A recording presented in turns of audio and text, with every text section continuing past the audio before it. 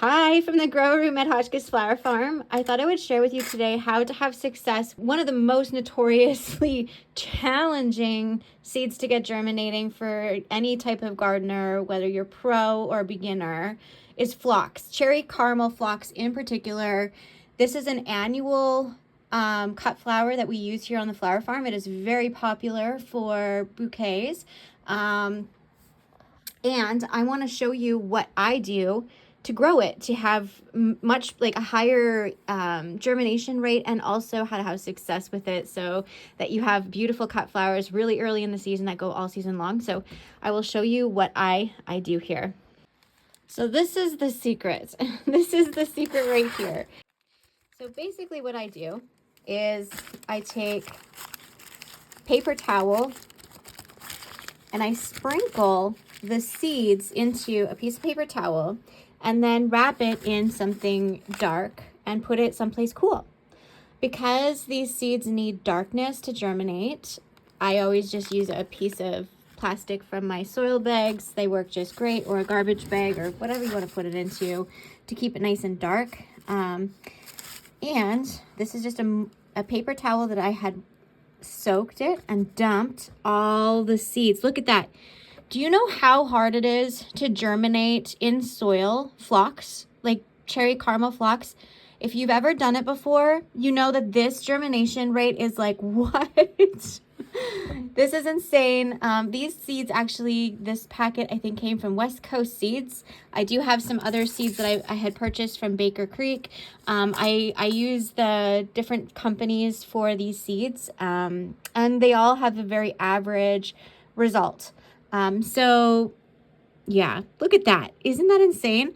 So I'll show you next what you do from this stage.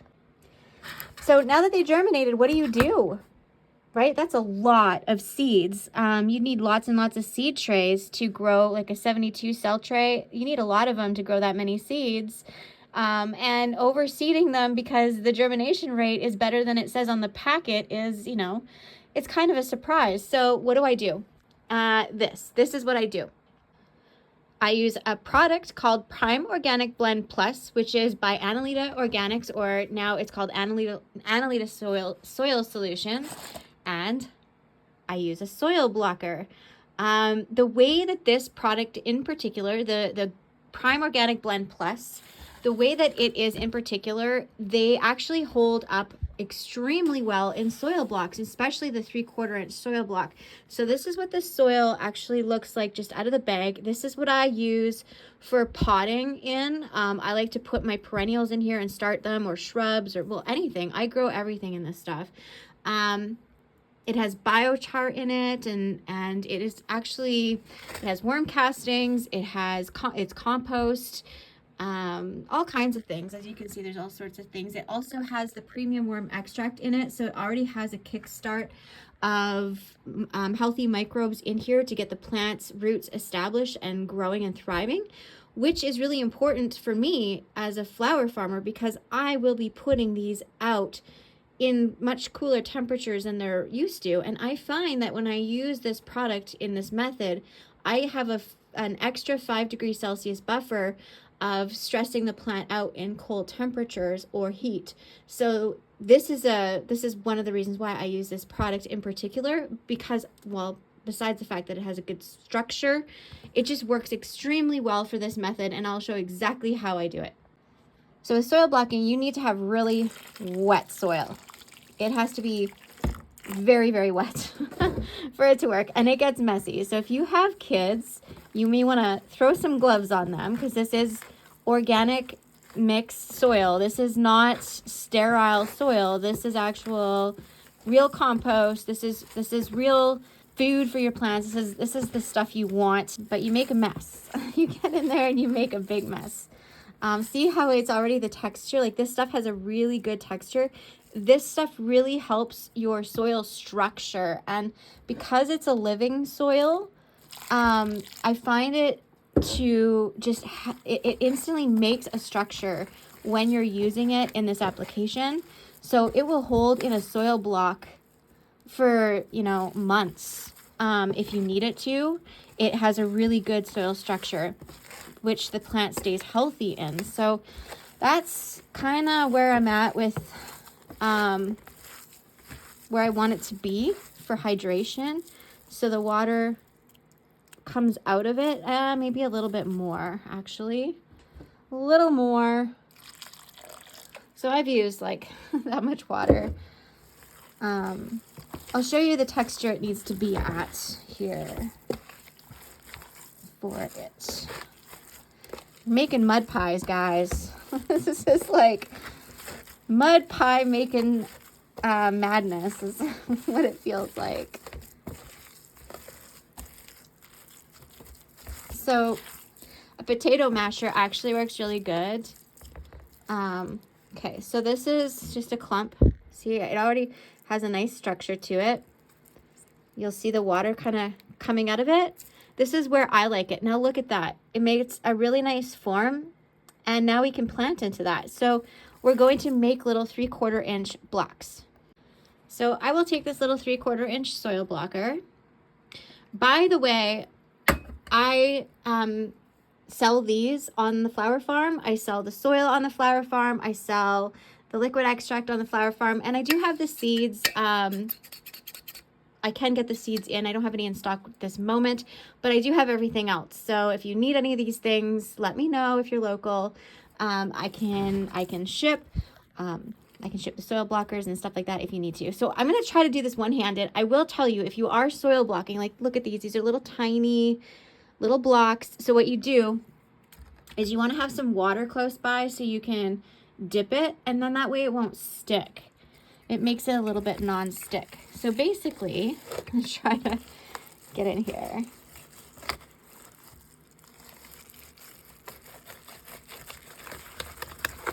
You want to just pack it in to the soil blocker, like so.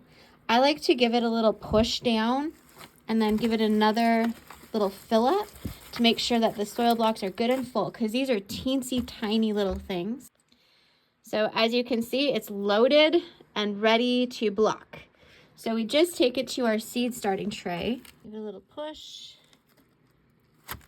and pull this little piece up, and look at that. We have soil blocks, just like so. So now that we have actually 60. This is enough for 60 plants right here. So that's quite a bit of growing we can do. We can even like move these and scooch them down together so that they're all kind of in a clump. This will help them stay hydrated better for longer. But I'm not too worried about that. I'm fine with leaving them separated.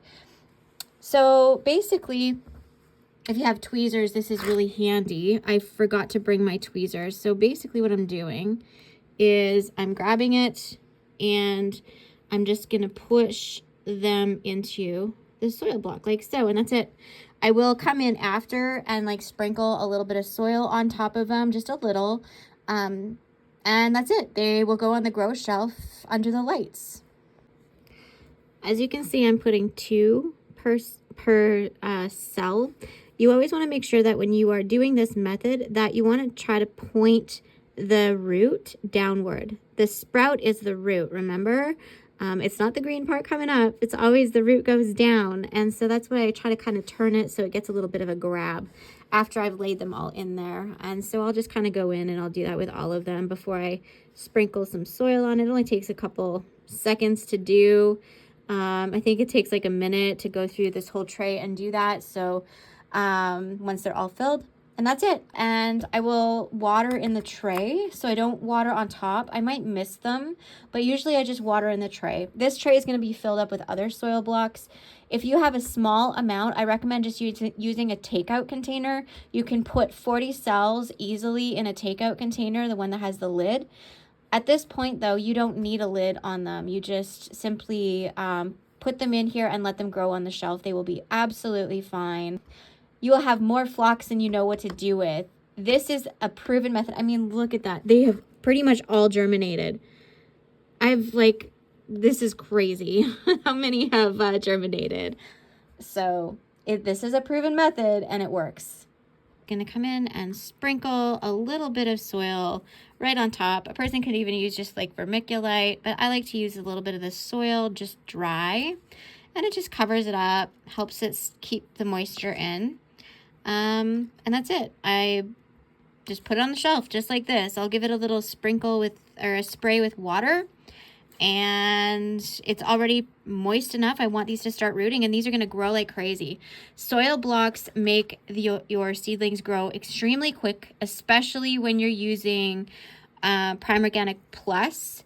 Usually I'm planting these out 7 to 10 days sooner than I would if I was using, probably 7 to 14 days sooner than if I was using regular planting supplies. So it's highly efficient because it takes up less space, and it's just easier to maintain these little tiny soil blocks than it is trays and trays and trays of plastic. So anyway, this is how I have success on the flower farm. I hope that you learned something today and it was helpful. And if you do need any assistance finding some of the products that I use, please do let me know. I would be glad to help you find whatever you need. Happy planting! I should also mention this is 120 plants. These are going to stay in here until they're ready to plant out. I will harden them off in this tray, just in these soil blocks. They will grow just fine. They're going to air prune their roots. They're not going to get root bound. They're going to be perfect, ready to go into the soil and start growing with very minimal transplant shock. So look at this. Look at the space. This is 120 plants. So basically, this would be just under 272 trays of like space that I would need. I'd need 2 of these trays on my grow shelf under lights, or I can do this. And so it's very efficient when you are growing and you have very minimal space and very minimal time. So I just thought that I would share that because I think maybe some of you would really enjoy gardening and doing these seed starting methods if you didn't have to have a bunch of space and spend a bunch of time transplanting and doing all the things. So just thought I would share that with you. So these are going on the grow shelf until they start to show green. I will keep them away from the lights for now. We'll just let them do their thing.